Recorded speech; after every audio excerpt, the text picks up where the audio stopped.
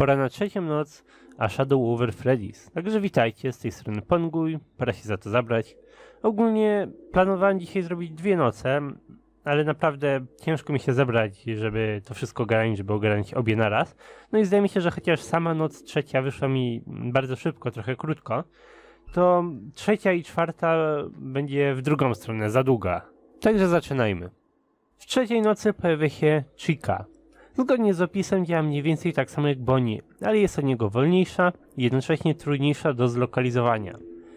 No ogólnie, no nie wiem, dźwięk Chiki jest trochę cichszy od Bonniego, ale raczej zdawało mi się, że to Chikę łatwiej mi było zlokalizować, wyhaczyć. Nie jestem pewien.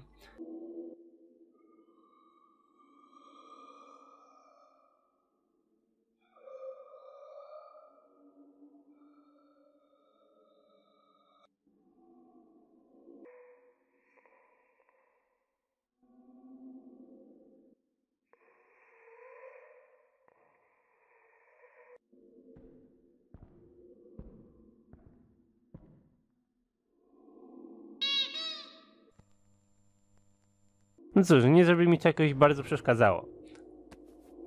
Ale co jak co, noc trzecia jest chyba najłatwiejsza ze wszystkich, jeśli chodzi o cel. No, może noc pierwsza jest prostsza, ale ta tutaj jest druga najprostsza. Nie patrząc już na to, że pluszowa zabawka Chiki jest tuż pod naszym nosem, po prawej stronie w korytarzu, to głównym celem nocy jest wejście do kuchni. I ten ekwipunek na dole sugeruje nam, że musimy na początku znaleźć klucz. Nie wejdziemy do kuchni od tak po prostu, drzwi nie są otwarte. Wcześniej nie mogliśmy wejść. Dlatego też musimy rozejrzeć się po lokacji i znaleźć ten klucz. Co może brzmieć jak dosyć ciężkie wyzwanie, bo musimy przejść całą lokację, przeszukać każde miejsce, wszędzie 360 itd., itd. Ogólnie to nie. Na logikę, pamiętając co wiemy o całej tej lokacji, gdzie powinny znaleźć się te klucze. Można by powiedzieć, że w naszym biurze, ale to miejsce jest dla nas zamknięte podczas nocy, więc raczej nie. Raczej wątpię, że to właśnie tam.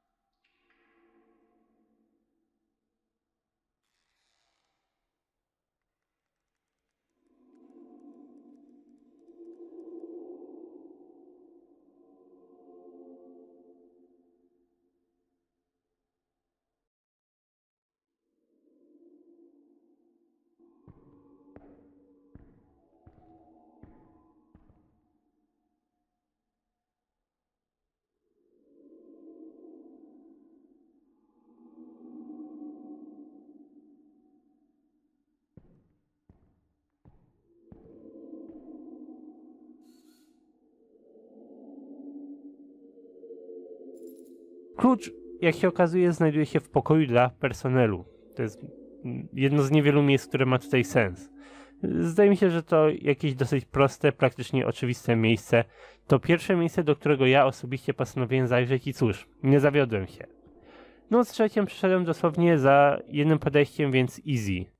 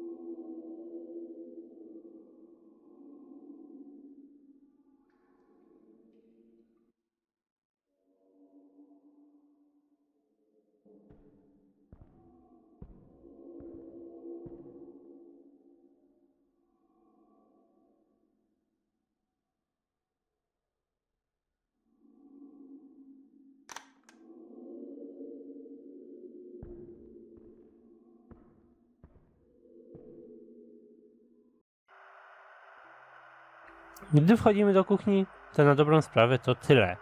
Na tym polega cała noc i wchodząc tam wykonujemy zadanie, tyle. Można ogólnie też zauważyć, że meme z kuchnią jest tutaj ciągnięte, bo na dobrą sprawę tak samo jak we FNAF 1 nie było widać nic na kamerze z kuchnią, tutaj też nie widać totalnie niczego, tylko jakieś kable dookoła, gdzie jest ta prawdziwa kuchnia. Ale anyway, idziemy dalej, pora na trzecią historyjkę.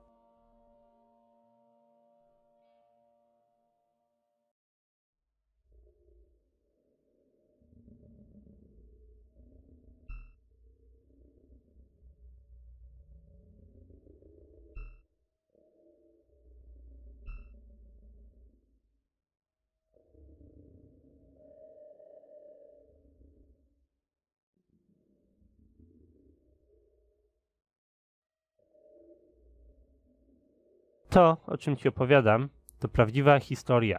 Mam nadzieję, że robisz notatki na quiz pod koniec. Był sobie kiedyś młody chłopiec, który był bardzo głodny wiedzy.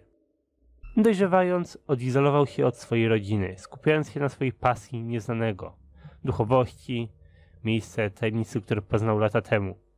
W pudełku pod łóżkiem ukrywał swój sekret od wszystkich innych, jego żyjącego, prawdziwego przyjaciela, wciąż rzucającego się na wszystkie strony. Każdej nocy obserwował jego ruchy ze skupieniem. Młody człowiek spędzał całe dnie poza domem, czytając i studiując o duchach i pojemnikach. Jego zainteresowanie zmieniło się w obsesję, a jego potrzeba wiedzy rosła. Niestety było to wszystko na nic, jako że żadna książka nie miała klucza do odpowiedzi, której szukał. Jedyne co znalazł to pogłoski i legendy bez żadnych instrukcji czy wyjaśnień. Idąc dalej w króliczą norkę wiedział, co musi zostać zrobione.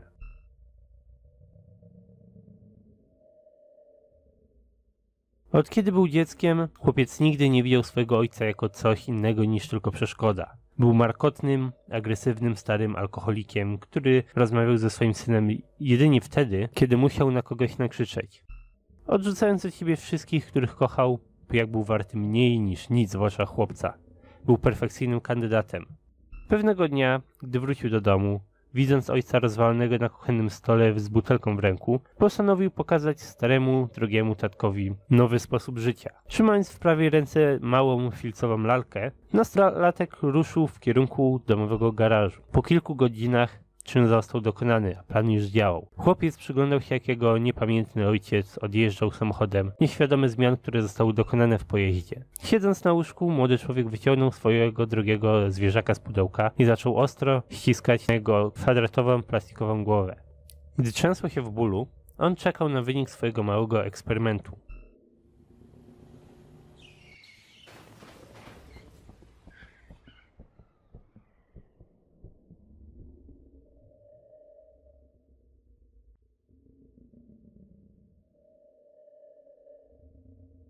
O, niebiosa!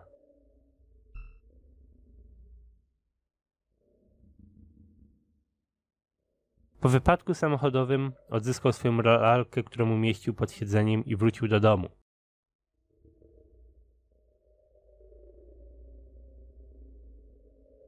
Kładąc ją na biurku, zaczął przyglądać się jej, licząc na tą samą iskrę, która została w jego robotycznym przyjacielu.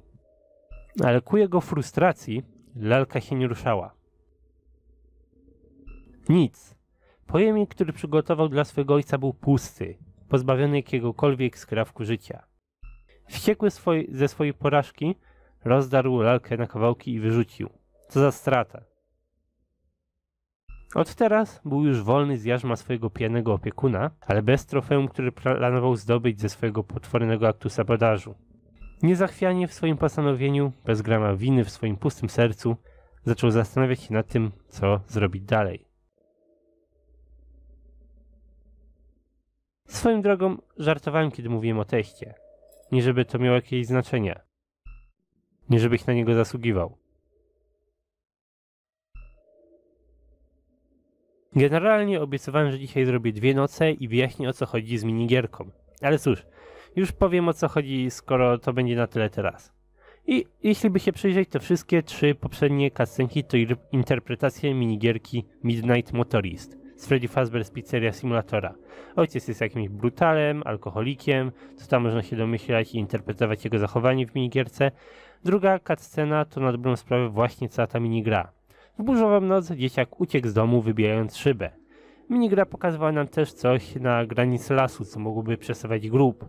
Właśnie grób tego psa zgodnie z interpretacją z tego fangame'a. Choć generalnie jestem wielkim fanem teorii, że żółty koleś z minigierki to ojciec Williama, to jednak wygląda na to, że to właśnie przedstawia ten fangame. Podoba mi się sposób, w jaki jest to zrobione. Nie musi mnie kupować teoria, że podoba mi się taka wersja wydarzeń, taka interpretacja. Ogólnie też w tym momencie wszystko jest podane jakoś jaśniej. Nie żeby to nie było oczywiste od samego początku, ale dopiero teraz jest powiedziane, że to jest historia z naszej przeszłości. Wcześniej było tylko powiedziane, że ta historia ma odświeżyć naszą pamięć. Też sugerowało, ale teraz jest jaśniej powiedziane. Więc można raczej łatwo dojść do wniosku, że jesteśmy tym dzieciakiem, który jest w całym kontekście najprawdopodobniej Williamem Aftonem. Już tutaj się zaczyna jego obsesja na punkcie duchów, nawiedzających przedmioty itd., co się potem obróci w to, czym jest cały FNAF. Co jak co, nie chcę tego jakoś bardzo przedłużać i w tym miejscu będę kończył. Dziękuję wam za oglądanie. Pozostały nam jeszcze 3 odcinki A Shadow Over Freddy's, więc do zobaczenia w następnych.